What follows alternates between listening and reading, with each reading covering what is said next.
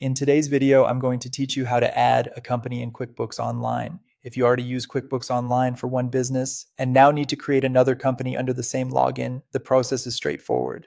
The key thing to know is that each company needs its own QuickBooks subscription, even if you manage them all from one Intuit account.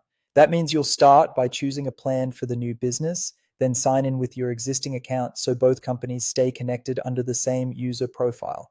First, head to the QuickBooks pricing page and select the subscription plan you want for the new business. Take a moment here to choose the option that best fits the company's needs, since this will determine the features available in that file.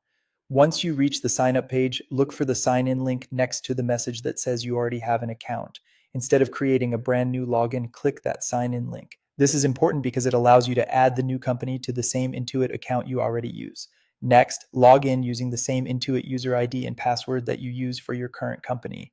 After signing in, follow the on-screen prompts to set up the new business's information.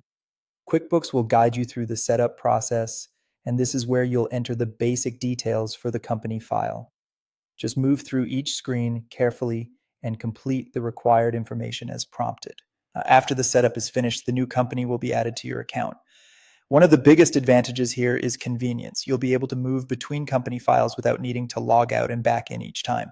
That makes managing multiple businesses much faster and easier. To switch between companies, go to your QuickBooks dashboard and click the gear icon in the top right corner.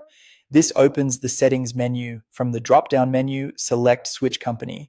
You'll then see the list of company files connected to your account. Click the name of the company you want to open, and QuickBooks will take you directly into that file. That's all there is to it.